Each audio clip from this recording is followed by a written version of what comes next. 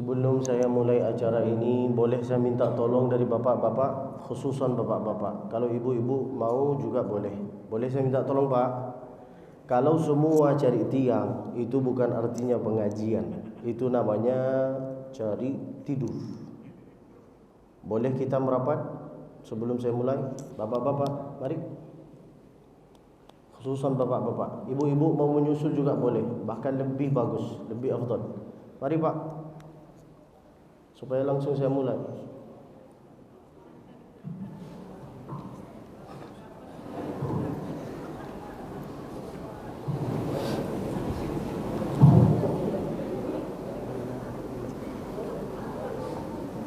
Ibu-ibu mau ke depan? Okey. Nampak kegantengan saya enggak? Nampak. Boleh saya mulai? Bismillahirrahmanirrahim. Assalamualaikum warahmatullahi wabarakatuh.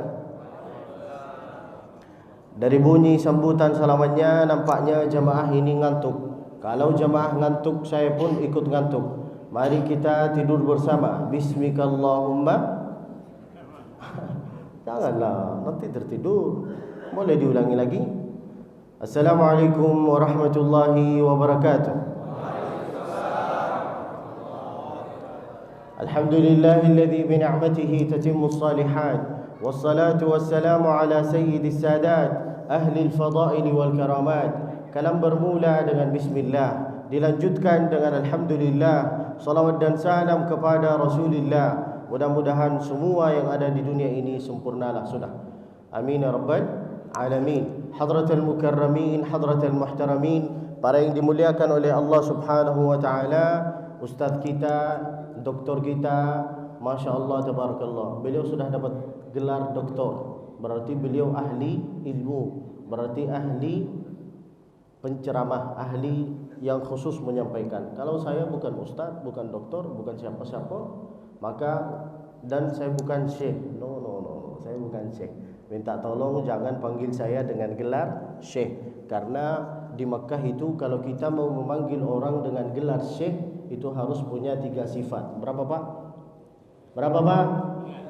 Yang sifat yang pertama yaitu adalah syekhul ilm, orang yang punya ilmu. Masya Allah, tabarakallah.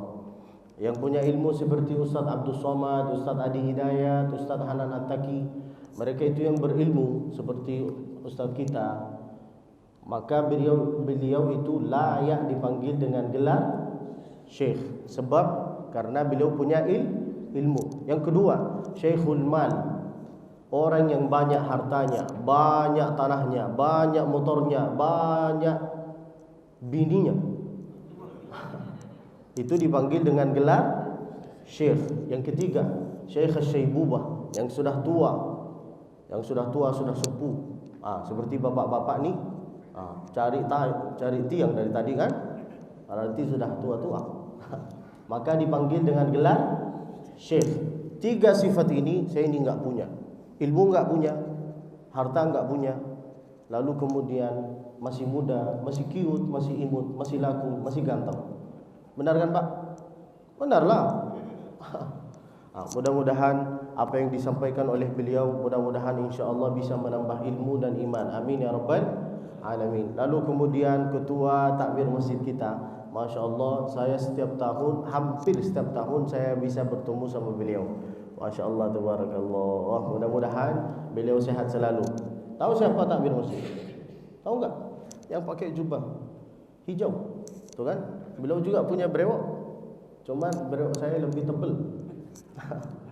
Di Makkah itu, Pak, kalau ada laki-laki enggak berewokan, maaf ya, dipanggil lencong. Itu di Makkah. Kalau di sini enggak, maka enggak apa-apalah. Mudah-mudahan semua yang ada di sini insya-Allah sehat selalu. Aminillah. Harus dipaksa. Sehat selalu. Panjang umurnya, banyak amalnya, banyak tanahnya, banyak rezekinya, banyak bininya. Amin ya rabbal alamin. Lalu kemudian bapak-bapak, ibu-ibu yang dirahmati oleh Allah Subhanahu wa taala, yang besar tak himbau gelar, yang kecil tak disebut nama. Mudah-mudahan semua yang ada di sini insya-Allah diangkat derajatnya oleh Allah Subhanahu wa taala dan insya-Allah bisa menyusul ke tanah suci Mekah bersama beserta keluarganya. Amin ya rabbal alamin. Lalu kemudian kita langsung masuk ke tema pengajian kita hari ini. Kata Nabi sallallahu alaihi wasallam, Allahumma barik li ummati fi bukuriha. Kasihlah keberkahan ya Allah bagi orang yang datang ke masjid ini sebelum berkumandang adzan. Maka masya-Allah tabarakallah, saya tadi melihat banyak ibu-ibu, banyak bapak-bapak yang datang ke masjid ini dalam keadaan berjalan kaki. Lalu kemudian Nabi itu mengatakan apa? Basyiril masya'in bin nurit tam fi dhulam yaumal qiyamah. Kasihlah kabar gembira bagi siapa? Bagi orang yang datang ke masjid ini lalu kemudian dalam keadaan gelap. Apa yang dia dapat? Dapatlah ya Allah, apa yang dia dapat? Dapat cahaya bin nurit tam yaumal qiyamah. Langkah pertama bisa menghapuskan dosa. Langkah yang kedua bisa mengangkat derajat. Lalu bagaimana Ustaz? Yang datang pakai motor, yaitu adalah satu tetesan bensin insya-Allah bisa mengangkat derajat. Satu tetesan bensin yang kedua bisa menghapuskan dosa. Amin ya rabbal alamin. Lalu kemudian kata Nabi, man shalla subha fi jamaah, siapa yang solat subuh berjamaah, faka'annahu fi dhimmatillah, maka dia di dalam naungan Allah Subhanahu wa taala, dilindungi oleh Allah Subhanahu wa taala. Lalu kemudian pertanyaan saya, mengapa di saat solat sunnah qabliyah kita itu harus membaca surat Al-Kafirun di rakaat yang pertama, sedangkan di rakaat yang kedua kita itu mesti membaca surat Qul Hu? Benar kan Pak? Pertanyaan saya terhadap bapak-bapak, setelah itu langsung ke ibu-ibu. Mengapa di rakaat yang pertama mesti membaca surat Al-Kafirun? Mengapa bukan surat-surat yang lain? Mengapa surat Al-Kafirun? Kenapa Pak?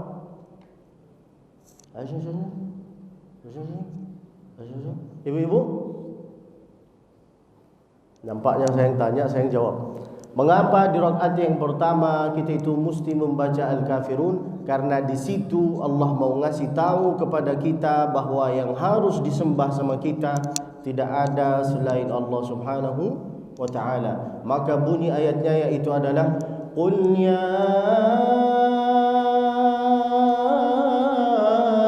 ayyuhal kafirun.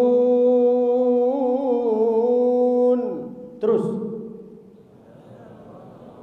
lah, itu banyak hutang itu lah. Angkatlah suaranya. La a'budu ma ta'budun. Terus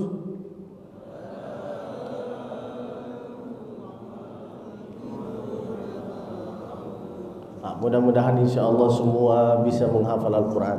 Amin ya rabbal alamin. Mengapa di rakaat yang pertama mesti membaca surat Al-Kafirun? Karena Allah itu mau ngasih tahu kepada kita bahwa yang layak disembah yaitu adalah cuma Allah Subhanahu wa taala.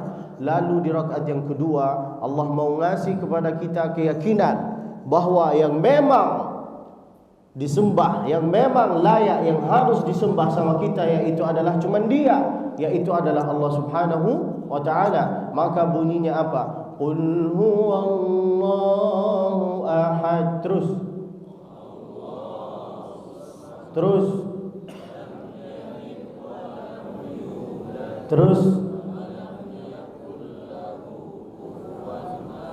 nah itulah hikmahnya kita itu harus mesti membaca dua surat ini. Lalu kemudian kata Nabi SAW, man shalla subha fi jamaah, siapa yang solat subuh berjamaah, maka thumma man shalla subha fi jamaah hatta tatlu'a asy-syams.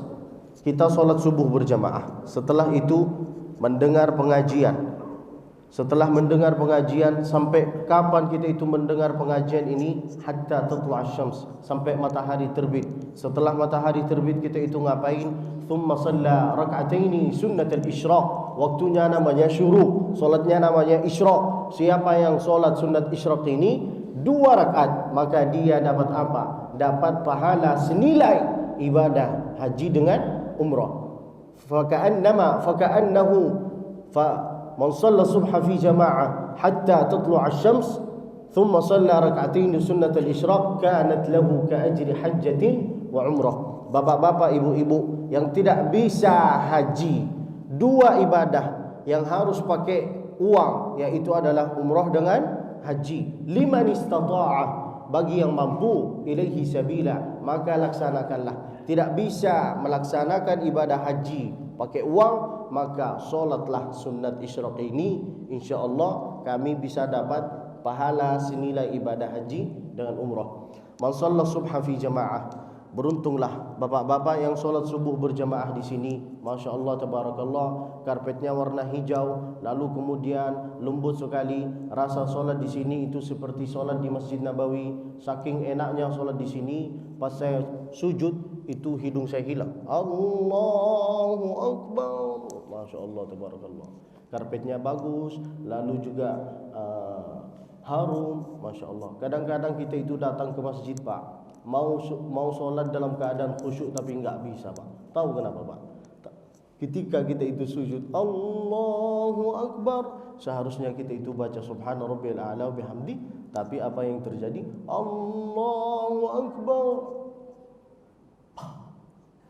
Gara-gara karpetnya, Pak. Tapi di sini Masya Allah, tabarakallah, sudah ber-AC, lalu kemudian warna karpetnya hijau. Ini seperti kita itu solat di Raudhah, di Masjid Nabawi, seperti yang dikatakan oleh Nabawi, seperti yang dikatakan oleh Nabi, ma baina baiti, antara rumahku dengan mimbarku raudhatun min riyadil jannah. Masya Allah, tabarakallah. Mudah-mudahan semua yang ada di sini insya Allah bisa nyusul ke tanah suci Makkah bersama beserta keluarganya, umrah dengan haji. Man shalla subha fi jamaah, siapa yang solat subuh berjamaah, lalu kemudian sampai kapan? Setelah solat subuh berjamaah, lalu kita itu berzikir kepada Allah Subhanahu wa taala. Berzikir kepada Allah, jangan disangka itu harus membaca zikir subhanallah walhamdulillah wa la ilaha illallah wallahu akbar. Ada selain itu, yaitu adalah bersolawat. Setelah itu boleh istighfar. Setelah itu banyaklah, itulah yang namanya zikir. Tapi seafdal zikir, Pak, yaitu adalah tilawatil Quran. Banyak bapak-bapak yang suka bersolawat, banyak bapak-bapak yang suka istighfar, banyak bapak-bapak yang suka tahlil, tapi dia itu lupa bahawa seafdal zikir yaitu adalah Al-Quran. Baca, ngaji Pak. Setelah itu, setelah kita ngaji hatta tatla' asy-syams, sampai matahari terbit. Setelah itu masuklah waktu solat sunat isyraq. Dari mana kita tahu bahawa waktu solat sunat isyraq ini sudah tiba? Maka lihatlah waktu solat sunat, waktu solat maghrib. Kalau waktu solat maghrib itu sudah tiba, di sini solat maghrib jam berapa?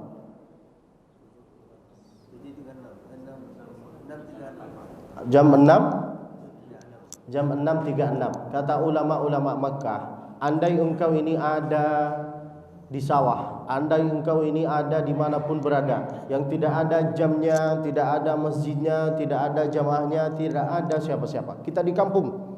Lalu kemudian kalau engkau mau tahu waktu solat sunat isyraq itu masuk apa enggak, maka lihatlah waktu solat maghrib. Kalau solat maghrib jam 6.36, tambahkanlah 2 menit, berarti jam 6.39. Jangan terlalu pelit banget nih. Jam 6.39, itulah waktu solat sunat isyraq. Waktunya namanya syuruq, solatnya namanya isyraq. Yang solat ini dapat pahala apa? Haji dengan umrah. Amin ya rabbal alamin. Lalu kemudian yang saya mau sampaikan yaitu adalah cuma 2, yaitu adalah man shama ramadhana imanan wa ihtisaba ghufira lahu ma taqaddama min dhanbihi wa ma ta'akhkhar. Apa artinya puasa? Mengapa kita itu harus berpuasa? Yang pertama, mengapa kita itu harus berpuasa? Seperti yang dikatakan oleh Nabi, sumu tasihhu. Itulah hikmahnya kita itu berpuasa. Sumu, berpuasalah sehingga engkau ini bisa sehat. Bayangkan Pak, Nabi naik onta dari Makkah ke Madinah dalam 8 hari 8 malam, dari Senin ke Senin. Beliau naik unta dalam usia berapa? 55, Pak. Masya Allah, beliau itu menunjukkan bahawa beliau itu sehat. Kita dari bandara ke Masjid Al-Jihad kadang-kadang sakit ini kepala, sakit ini badan, benar kan? Ini menunjukkan kita itu kurang sehat. Maka bapak-bapak, ibu-ibu yang kurang sehat, kalau ingin mengobati badannya dengan 2 cara, seperti yang dikatakan oleh guru kita. Yang pertama dengan puasa. Puasa itu apa artinya? Menahan makan. Itulah yang pertama. Yang kedua, menahan lidah, menahan sikap. Minta tolong bapak-bapak, ibu-ibu, minta tolong. Jangan sedikit-sedikit, maaf, jangan sedikit-sedikit mengeluarkan kata-kata yang kurang layak. Anjing, cancuk kamu. Berhentilah di bulan Ramadan ini. Berhentilah. Itulah yang namanya puasa. Nahan makan, nahan sikap, nahan telinga. Bapak-bapak yang suka mendengar lagu di bulan selain Ramadan, minta tolong kalau di bulan ini berhentilah. Kalau di bulan selain Ramadan dia selalu mendengar terpesona, aku terpesona. Hafal kan? Yang ketawa itu hafal. Yang pura-pura enggak mau ketawa berarti dia juga hafal. Tidak ada yang malaikat. Saya pun hafal. Kok bisa saya itu hafal lagu-lagu ini? Karena saya itu selalu mendengar. Itulah, kalau ingin menghafal sesuatu maka sering-sering mendengar. Itulah yang dikatakan oleh Nabi. Nabi itu ngasih kepada kita itu 5 pilihan untuk menghafal Al-Quran. Untuk menghafal Al-Quran itu, Pak, wallahi billahi tallahi mudah sekali. Tapi untuk menjaga itulah yang paling sulit. Kata Nabi apa? Kun aliman. Kalau bisa, hafalkanlah Al-Quran. Saya mulai menghafal Al-Quran dari usia 4 tahun. Selesai menghafal Al-Quran di usia 11 tahun. Padahal orang tua saya itu bukan ustaz, bukan doktor, bukan kiai, bukan siapa-siapa. Saya dari keturunan yang biasa. Asli Indonesia, cuma lahir di Mekah bersama onta-onta. Masya Allah, tabarakallah. Lalu kemudian setelah itu kata Nabi, kun aliman, hafallah Al-Quran. Tidak bisa hafal maka au muta'alliman, bacalah, belajar ngaji. Bapak-bapak yang bacaannya itu baca-baca Bismillahirrahmanirrahim, alam nashrah laka sadrak wa wada'na anka wizrak. Bacaan bapak yang sudah bata-bata, dia dapat 2 pahala dibandingkan kita yang sudah lancar. Itulah kata Nabi sallallahu alaihi wasallam. Maka ngaji, Pak, ngaji, Pak. Belajar ngaji, saya belajar ngaji dari ibu saya. Ibu saya itu bukan ustazah, bukan nyai, tapi dia itu cerdas. Yang namanya sayang terhadap anak bukan cuma ngasih makanan, ngasih pakaian, ngasih motor, mobil, HP. No. Itu bukan artinya sayang. Itu bukan artinya pendidikan. Yang artinya pendidik anak, pendidikan yaitu adalah menanam sesuatu yang baik. Apakah Bapak pernah menanam sesuatu yang baik? Tidak pernah. Bahkan kadang-kadang kita itu tidak pernah duduk sama anak kita. Benar kan? Menteliti wudu anak kita itu enggak pernah. Guru ngaji itu banyak, tapi guru ahli fikih, guru yang mengajarkan tentang sholat itu sedikit. Ini menunjukkan kepada kita, yaitu adalah yang harus diajarkan oleh bapak terhadap anaknya, yaitu adalah sholat, fikih, sikap yang baik, wudu. Itu harus diajarkan oleh bapak, bukan oleh guru. Jangan disangka guru ini seperti laundry, cuman dikasih lalu terima. No. Bapak itu pun guru, ibu itu pun guru. Yang mengajarkan saya menghafal Al-Quran itu adalah ibu saya. Ibu saya itu bukan ustazah, tapi dia itu cerdas. Setiap dia masak, dia itu selalu membaca Al-Quran. Bismillahirrahmanirrahim, wadduha, wallaili idza saja. Sambil masak dia cicip. Beda dengan ibu-ibu zaman sekarang. sambil masak main TikTok. Benar kan Pak? Ngagulah. Lalu kemudian kata Nabi, kun aliman, hafallah Al-Quran. Tidak bisa hafal, au muta'alliman, belajar ngaji. Tidak bisa ngaji, tidak bisa belajar mengaji, yaitu adalah au mustami'an. Dengarilah bacaan-bacaan Al-Quran. Yang selalu mendengar lagu di luar bulan Ramadan, minta tolong kalau bisa di bulan Ramadan harus sering mendengar bacaan Al-Quran. Menahan telinga Pak, menahan telinga. Jangan di dalam masjid itu solehah lalu keluar dari ibu-ibu. Jangan di dalam masjid itu solehah keluar dari masjid lalu solehah. Banyak kayak gitu kan? Bukan di Indonesia, di luar Indonesia lah, supaya enggak ada yang tersinggung. Lalu kemudian au mustami'an, dengarilah bacaan Al-Quran. Wallahi billahi tallahi, apa yang kau sering didengarkan itulah yang bisa dibawa sama engkau ketika menghadapi sakratul maut. Maka bulan Ramadan ini kata ulama-ulama dulu yaitu adalah seperti sekolah. Ada yang masuk sekolah lalu lulus, ada yang masuk sekolah lalu tidak lulus. Siapa yang lulus, siapa yang tidak lulus? Yang lulus yaitu adalah yang beramal di bulan Ramadan dan di selain bulan Ramadan.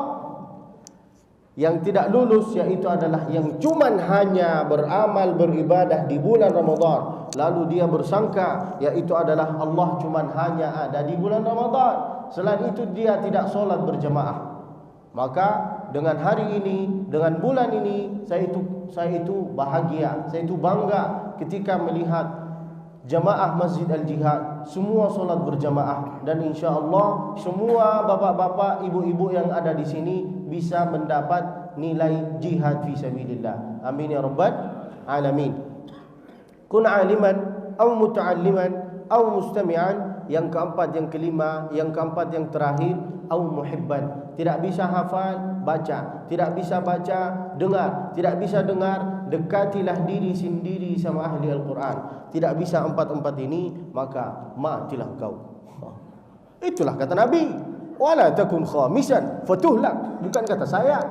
Maka bapak-bapak, ibu-ibu, ngajilah. Jangan karena engkau ini tidak hafal Al-Quran lalu engkau ini sakit hati, berkecil hatinya. No, jangan kayak gitu. Jangan sampai menjadi bapak-bapak yang selalu mengatakan kayak gini, Ustaz, saya ini bodoh Ustaz, terus anak saya itu lebih bodoh daripada saya. Enggak gitulah. Harus ada perasaan yang istimewa terhadap anaknya. Harus ada perasaan, saya pengen melihat engkau ini seorang yang bisa hafal Al-Quran. Semua ucapan bapak itu bisa menjadi doa, dan semua ucapan bapak itu bisa menjadi bala. Innal bala'ah, sesungguhnya bala itu turun tergantung dari kata-kata kita. Innal bala'a muwakkalun bil mantiq. Maka bapak-bapak, ibu-ibu, kalau mau memanggil anaknya, minta tolong jangan dipanggil dengan setan. Sini setan. Panggillah dengan gelar yang enak. Sini Ustaz. Sini Ustaz, sini dokter gigi, sini Pak Dewan, sini Dewan, sini ketua takmir masjid, sini wali kota. Ucapan itu bisa jadi doa. Maka dijagalah sikapnya, dijaga semua ini di bulan Ramadan. Itulah yang artinya puasa. Tapi banyak orang yang berpuasa di bulan Ramadan lalu tidak mendapat pahala senilai ibadah di bulan Ramadan. Apa yang dia dapat? Cuman dapat pahala menahan makan. Itulah yang kata Nabi, rubba shaimin, perumpamaan orang-orang yang berpuasa, laisa lahu min siyamihi illa al-ju'a wal 'atash, yang dia bersangka bahwa puasa itu yaitu adalah cuman menahan makan, tidak bisa menahan lidah, tidak bisa menahan telinga. Di bulan Ramadan dia itu mendengar lagu-lagu, tidak peduli dengan orang. Lalu kemudian minta tolong sehingga kita itu bisa jauh dari hadis ini. Maka tahanlah semua apa yang disampaikan oleh guru kita, yaitu adalah benar. Lalu kemudian maqama ramadhana imanan wa ihtisaba. Yang pertama mansomah, yang kedua maqamah. Itu apa artinya? Dua amalan ini minta tolong diamalkan di bulan Ramadan. Yang pertama puasa, Yang kedua, solat mangqamah, solatlah berjamaah. Bapak-bapak yang solat berjamaah di dalam masjid itu namanya laki-laki sedangkan yang suka solat berjamaah dalam rumahnya itu namanya laki-laki soleha. Maka kata Nabi apa? Mangqama Ramadhanah, solatlah berjamaah. Apa hikmahnya di bulan Ramadan? Apa yang kita dapat di bulan Ramadan ini? Yaitu adalah solatlah berjamaah. Solatlah berjamaah. Apa hikmahnya kita itu solat sunnah tarawih? Mengapa harus solat sunnah tarawih? Solat sunnah tarawih itu kalau kita sering melaksanakan solat sunnah ini, yaitu adalah mereka itu bisa menutupi kekurangan-kekurangan solat fardu yang pernah kita tinggalkan. Maka minta tolong jangan karena itu solat sunnah lalu disia-siakan. Solatlah. Kalau masuk waktu solat sunat isyraq, saya insya Allah akan berhenti. Di sini solat sunat isyraq sudah masuk apa belum? Hah? Berapa menit lagi? 2, 3, 4, 10 menit lagi. Insya Allah sampai selesai. Man qama Ramadhana imanan wa ihtisaba, solatlah berjamaah. Yang kita dapat di bulan Ramadan itu apa, Pak? Lihatlah. Masya Allah, tabarakallah, solat subuh berjamaah, lalu duhur berjamaah, lalu asar berjamaah, melatihkan diri untuk solat berjamaah, untuk mengambil sesuatu sifat-sifat yang baik.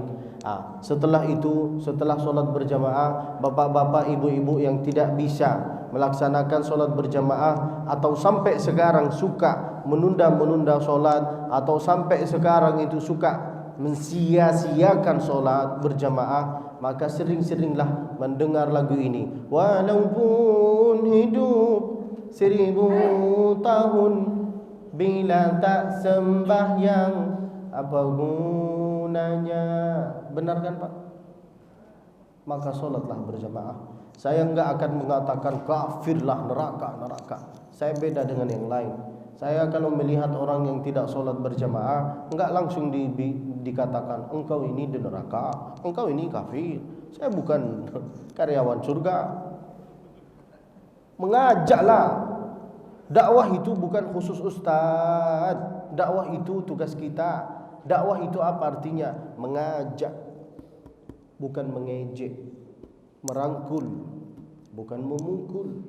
Itulah tugas kita, Pak. Maka kalau bapak-bapak, ibu-ibu punya anak, punya tetangga yang tidak mau solat berjamaah, kasihlah pendengaran ini. Seumpamanya bapak ibu ini punya anak yang tidak suka solat berjamaah dalam masjid, sambil masak engkau ini baca lagu ini.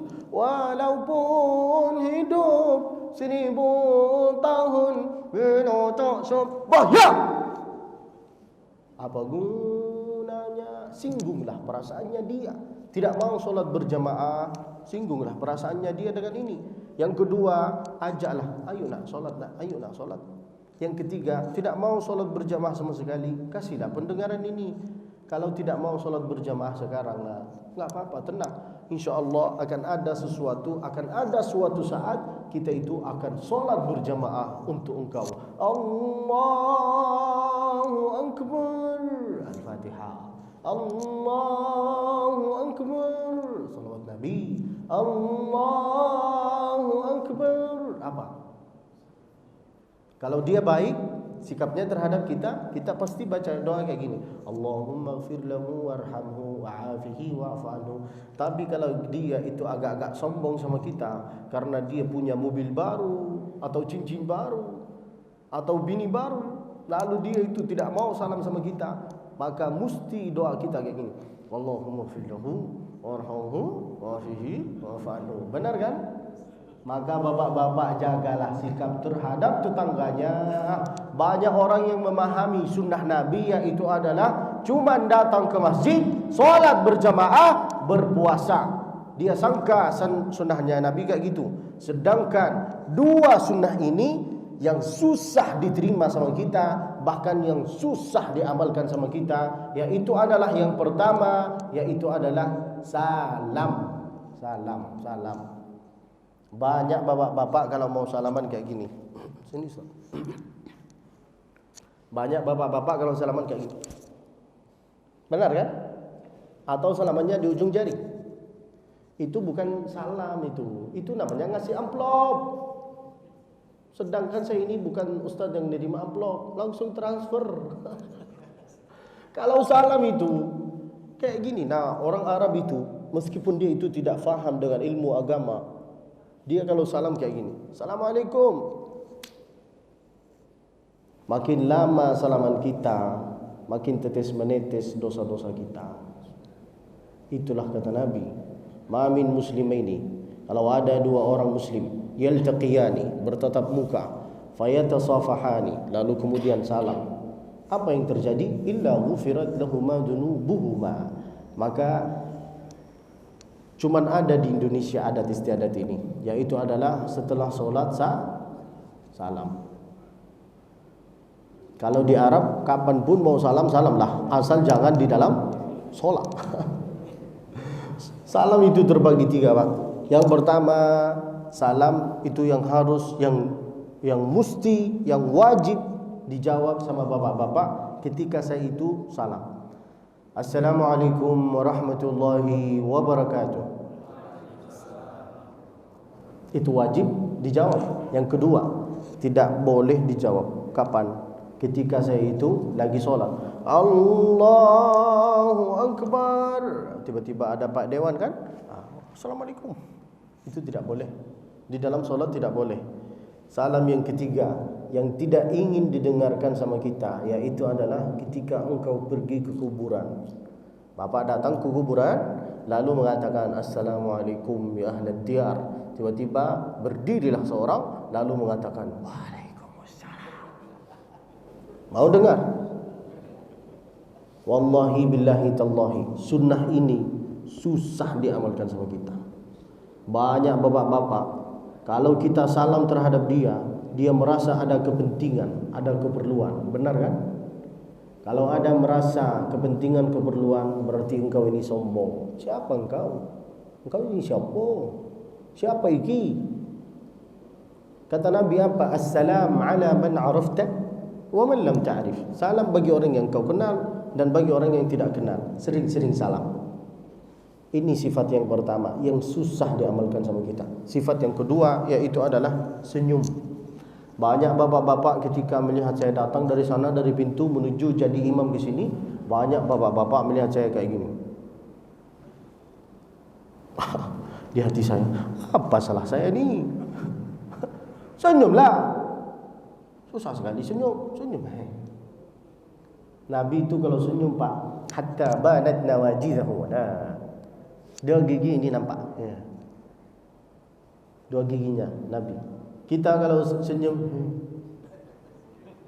baru dapat jabatan RT, RW, belum jadi dewan, belum jadi wali kota. Bapak sehat. Senyumlah. Senyum kayak Nabi. Hatta banat nawajidahu.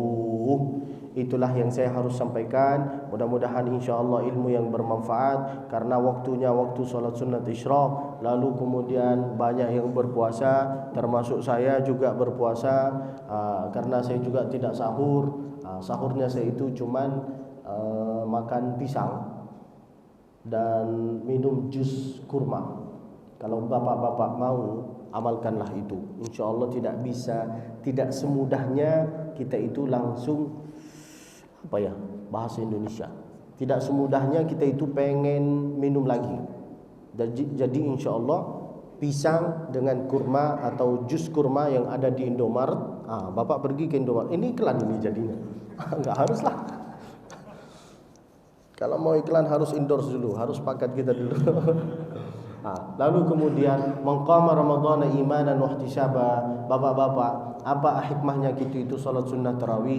Supaya bisa menutupi kekurangan-kekurangan salat fardu yang pernah kita tinggalkan. Ibu-ibu yang punya puasa hutang, minta tolong harus dilaksanakan. Jangan sampai puasa untuk tahun ini melewati tahun yang lalu. Dari Ramadan ke Ramadan ini, kalau kita bisa laksanakan mengqadha puasa tersebut, maka wajib diqadha saja. Tapi kalau dari Ramadan ke Ramadan berikutnya, maka wajib qadha dengan bayar fidyah. Apa artinya fidyah?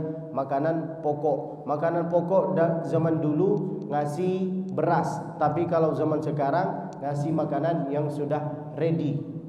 Makanan pagi, siang, malam. Itulah makanan orang Arab. Orang Indonesia beda, bukan cuman pagi, siang, malam. Orang Indonesia itu Masya Allah sedikit-sedikit makan. Benar kan? Bingung saya, fidyahnya ini gimana ini? Orang Indonesia dikasih Albek. Bapak tahu Albek? KFC, macam KFC. Nah, di Mekah itu ada makanan Albek. Nah, satu kotak isinya 4 ayam dengan kentang, dengan roti. Pernah saya kasih ke jamaah, saya suruh bapak makan. Setelah itu pas dia makan dia nanya, mana nasi? Di hati saya, nampaknya ini suka nasi nih, nasi. Makanya sering lupa. Apa artinya nasi? Lupa, benar kan? Makanya bapak datang ke sini kadang-kadang lupa dengan istrinya. Jangan sedikit-sedikit makan nasi. Makanlah apa yang harus dimakan, jangan sedikit-sedikit makan nasi. Lalu kemudian itulah yang pertama, hutang puasa. Maka minta tolong yang punya hutang puasa tolong dilaksanakan. Kalau tidak dilaksanakan sama engkau, lalu engkau ini meninggal, maka hukumnya gimana? Shoma anhu waliyuhu. Maka keluarganya harus menggantikan puasa tersebut. Lalu yang kedua, hutang hutang uang. Bapak-bapak, ibu-ibu yang suka ngambil hutang uang, no, stop. Berhentilah. Jangan ngambil hutang. Sedikitlah. Ingatlah, datanglah ke kuburan. Lihatlah orang yang sudah mau dikuburkan. Sebelum kita tutup kuburan tersebut, pasti ada orang yang berdiri lalu mengatakan, "Wahai bapak-bapak, yang mati ini punya hutang apa enggak?" Benar kan? Kalau punya hutang tolong dilaksanakan. Benar kan? Ini menunjukkan kepada kita hutang terhadap orang yaitu adalah harus digantikan, wajib. Yang ketiga, hutang solat. Setelah itu saya tutup acara ini. Hutang solat. Bapak-bapak, ibu-ibu, bahkan diri sendiri yang dulu suka melalaikan solat. Setelah dewasa, alhamdulillah sudah faham tentang agama, maka minta tolong, wajib solat yang pernah ditinggalkan wajib diqadha. 4 mazhab ini sudah mengatakan wajib. Imam Hanafi, Imam Syafi'i, Imam Hambali, Imam Maliki, semua mengatakan wajib diqadha. Cara mengganti solat yang pernah ditinggalkan yaitu adalah setelah solat adaan langsung solat qadhaan. Jangan dijamak semua, subuh, duhur, asar, maghrib, isya, lalu solat langsung. Total berapa itu? 11, berarti sering. Bercanda, jangan tersinggung. Maka untuk mengganti solat yang pernah kita tinggalkan setelah solat adaan, solatlah qadhaan. Itulah yang saya harus sampaikan. Mudah-mudahan insyaallah ilmu yang bermanfaat. Sebelum saya tutup acara ini, kira-kira ada yang mau bertanya? 3 pertanyaan. Boleh dalam tema, boleh di luar tema. Saya akan hitung sampai 5. Kalau ada yang mau bertanya, saya kasih. Kalau tidak ada, silahkan Ustaz. Saya mau nanya masalah lain Ustaz. Ada di Eropa itu sekarang banyak orang masuk Islam, tapi ada yang mencegahnya orang yang nggak Islam juga. Jangan mau masuk Islam nanti miskin. Memang faktanya di dunia ini orang Islam miskin. Di Indonesia ini kalau jalannya biasa-biasa itu orang Islam itu, tapi kalau udah bagus nanti dijual orang yang nggak Islam yang punya. Bagaimana ngatasinya supaya kita jangan terpuruk jadi manusia miskin beragama Islam? Itulah namanya setan. Karena setan itu sudah menjanjikan kita, asy-syaitanu ya'idukumul faqra wa ya'murukum bil fahsya. Jangan karena di sini itu miskin lalu engkau melihat, oh Islam ternyata miskin. Lihatlah orang-orang Medan itu yang Masya Allah yang tidak peduli dengan lampu merah, asal dia jalan. Wallahi billahi tallahi, saya keliling Indonesia, saya cuma melihat kota ini yang anak-anak Medan ini yang tidak peduli dengan lampu merah. Jalan dia, tawakal dia. Dari sini. Aduh ini nggak tahu enggak ada pedulian dengan kematian dia. Asal dia jalan, bismillah, tawakkaltu ala Allah. Jangan kayak gitu juga, pakai helm. Tidak pakai helm, lalu marah-marah. Dia sangka kita itu tidak bisa marah, kita juga bisa marah. Pakai helm, jagalah itu semua. Bukan semua orang Islam itu miskin. Jangan karena engkau ini masuk Islam, lalu engkau ini sangka kita itu orang Islam itu miskin. Banyak orang-orang yang memahami kalau kita itu menjadi orang Islam kita harus meninggalkan dunia. No, itu pikiran yang kurang. Kalau engkau masuk Islam, maka dunianya dengan dinnya itu harus kuat. Maka yang dikatakan, yang difirmankan oleh Allah Subhanahu wa taala itu apa? Fid dunya wa fil akhirati. Dua-dua ini harus dapat. Untuk mencegahi orang-orang kayak gini, bawalah mereka ke lingkungan orang-orang kaya. Seperti Masya Allah yang punya Toyota di sini siapa namanya? Yusuf Akmal. Mudah-mudahan dia bisa nengok video ini, lalu saya bisa mendapat mobil Toyota.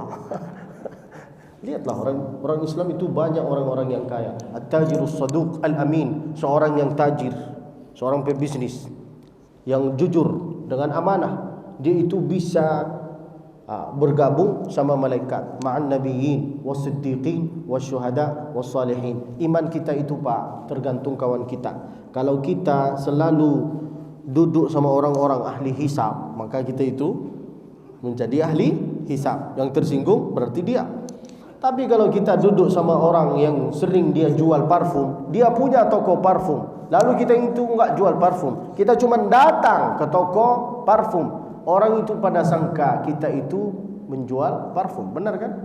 Maka duduklah sama orang-orang yang baik sehingga nama kita itu pun baik. Wallahu a'lam. Ada pertanyaan lagi? 2. Saya hitung sampai 5. 1. Silakan.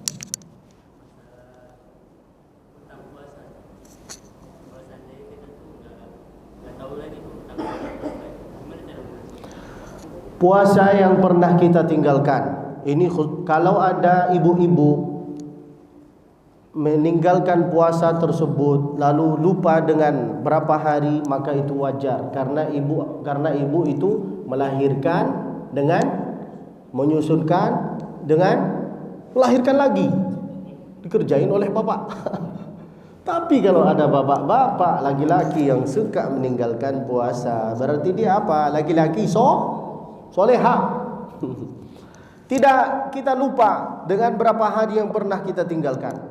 90 hari, 40 hari, 50 hari, enggak tahu berapa hari. Maka cara mengganti puasa yang pernah kita tinggalkan dengan Senin Kamis. Tapi niatnya niat qadha, jangan niat puasa sunnah. Niat qadha di hari Senin dengan Kamis, kita itu dapat 2 pahala. Sampai kapan kita itu mengqadha terus? Sampai engkau meninggal. Enggak harus melihat berapa ya? 90, 100, 120 sampai engkau meninggal. Kalau lebih berarti itu bagus.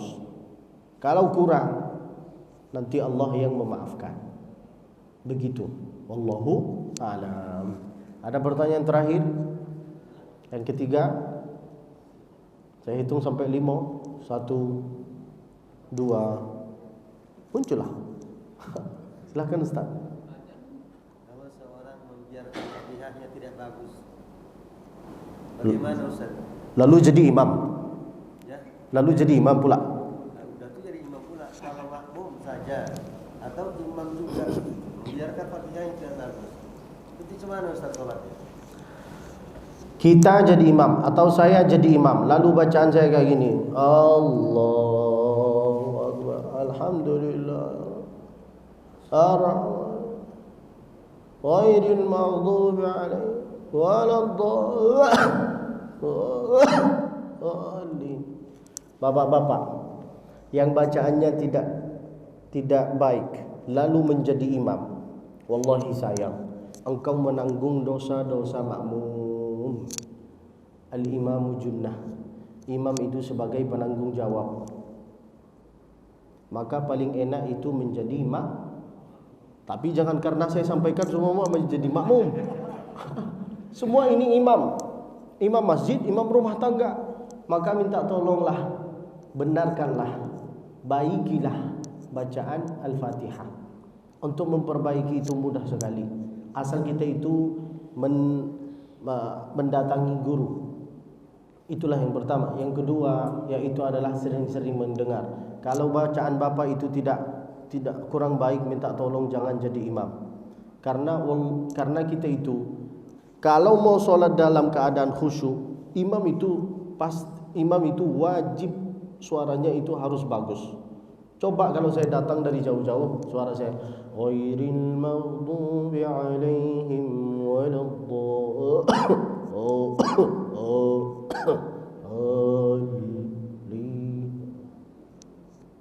Gimana kita yang itu mau khusyuk? Lihatlah di Masjidil Haram.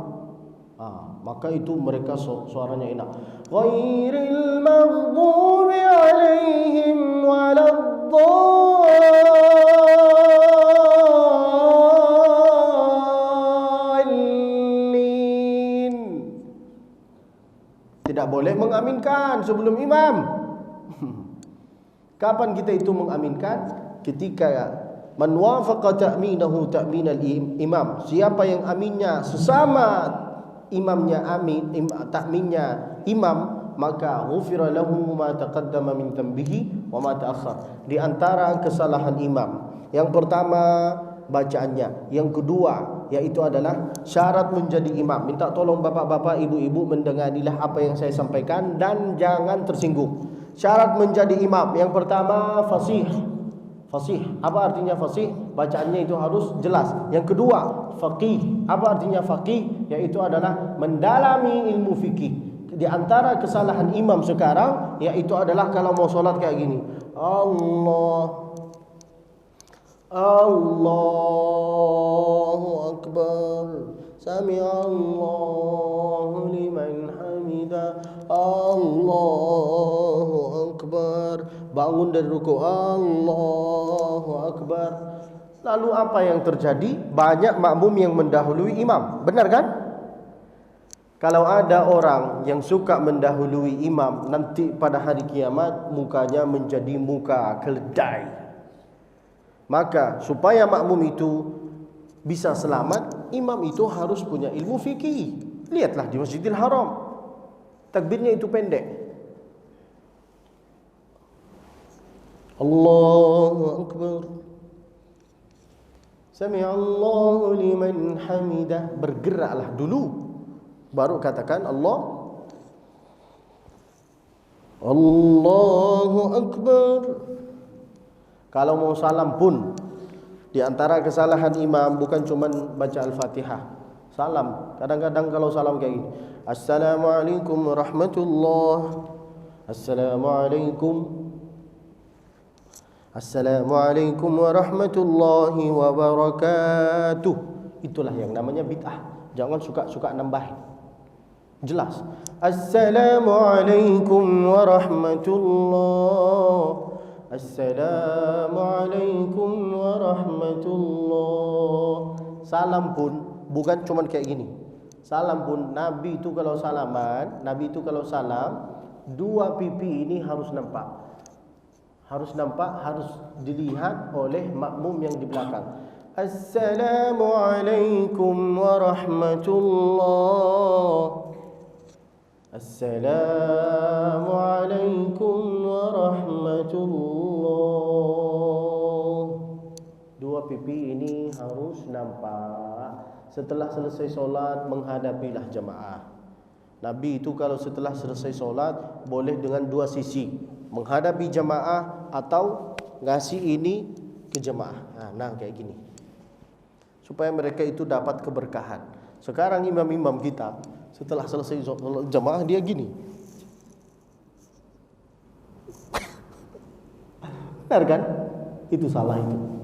Maka minta tolong sebelum menjadi imam harus pelajari tentang ilmu fikih, harus pelajari tentang fasih.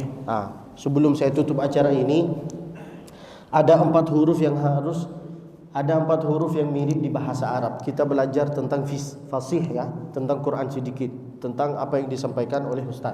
Yang pertama ada 4 huruf yang mirip di bahasa Arab. Yang pertama sin, yang kedua shin, yang ketiga zal, yang keempat tha.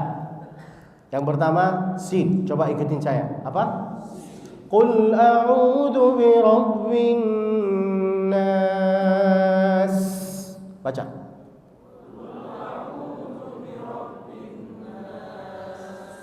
Malikin nas, ilahin nas. Itulah yang pertama. Yang kedua shin. Banyak bapak-bapak yang kayak gini, mentang-mentang dia pergi ke Mekah lalu dia balik, assalamualaikum warahmatullahi, alhamdulillah, wassalatu wassalamu. Salah itu. Latihanlah. A'udzu billahi minasy syaithanir rajim.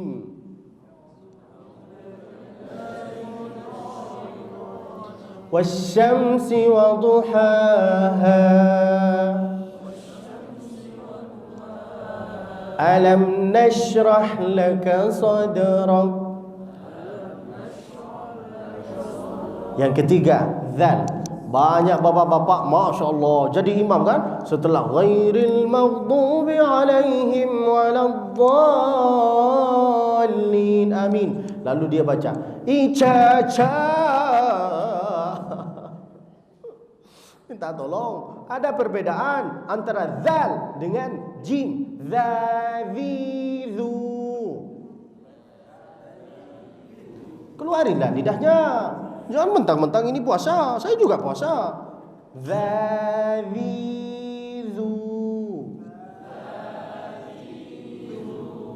Jajiju.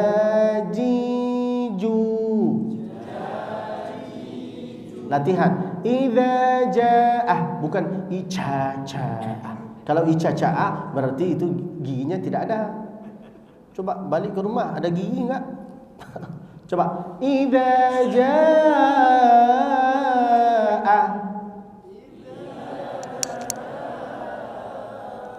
Lalu kemudian ada perbedaan juga antara ha dengan ha. Banyak bapak-bapak yang bacanya alhamdulillahi rabbil alamin arrahmanir rahim. Benar kan?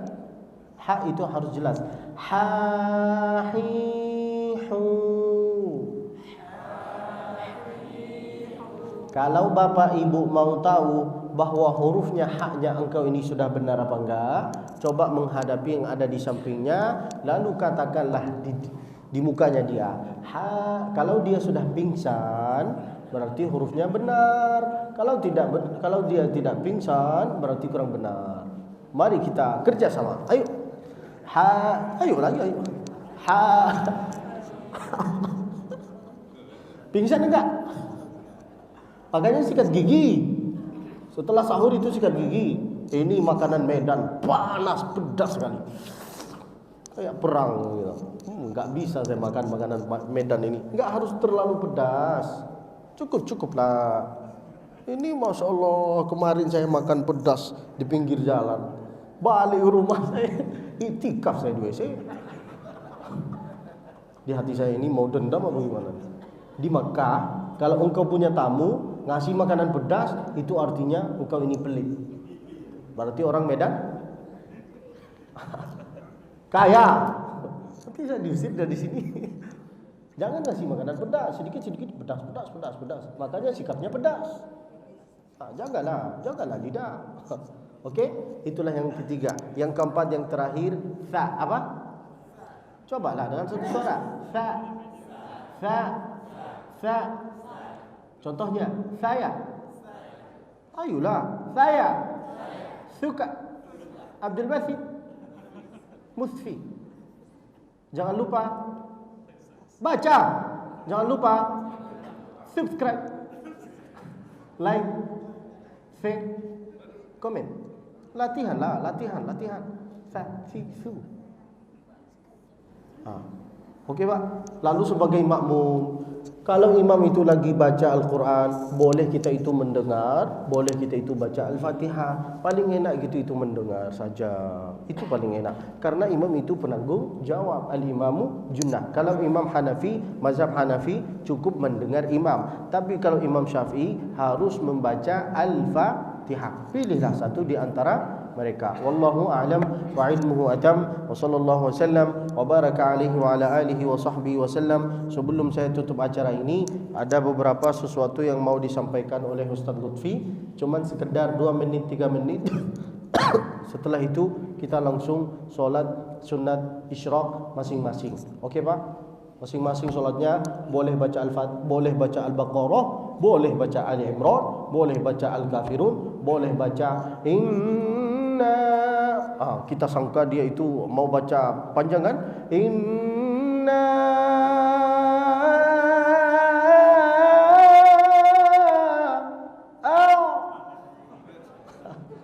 Itu surat favorit orang Indonesia.